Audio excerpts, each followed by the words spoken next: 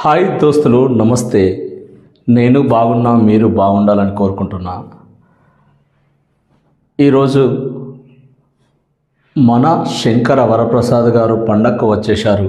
Cinema చూడడం జరిగింది. Cinema చాలా బాగుంది. తండ్రి ఎమోషన్తో పాటు మహిళలు ఈనాడు ఉన్న విధానాన్ని చాలా చక్కగా చూపించారు. తండ్రి ప్రేమనైతే అద్భుతంగా చూపించడం జరిగింది. ఈ సినిమాలో మెగా విక్టరీ కాంబో మాత్రం అదిరిపోయిందబ్బా. సూపర్ సూపర్ సూపర్, చాలా బాగా వచ్చేసింది సినిమా స్టార్టింగ్ నుండి ఎండింగ్ వరకు పన్ జనరేట్. ఈ సినిమాకి వెళ్ళిన ప్రతి ఒక్కరు ఒక పండగ సినిమా చూసినట్టుంటుందబ్బా. చాలా బాగుంది. ఈ సినిమాలో రివ్యూల పేర బొక్కలు వెతకడానికి చాలామంది ప్రయత్నం చేస్తారు, కానీ అనిల్ రావుపూడి దానికి ఎలాంటి ఆస్కారం ఇవ్వలేడని నాకు అనిపిస్తుంది. ఈ ప్రతి సినిమాకు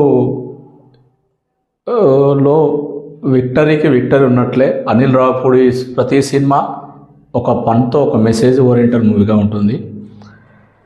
ఒక తండ్రి ప్రేమ మాత్రం ఈ సినిమాలో అద్భుతంగా చూపించారు. ఫస్ట్ హాఫ్ చాలా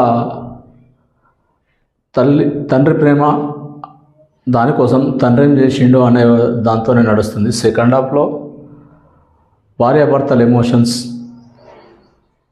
వదిలేసిన భార్యకు భర్త ఎలా చేరువవుతాడనే, మరియు దానికి ఒక ఎమోషన్ యాడ్ చేసి అద్భుతంగా చిత్రాన్ని చిత్రీకరించడం జరిగింది. లాస్ట్ విక్టరీ మెగా కాంబో అయితే అదుర్స్.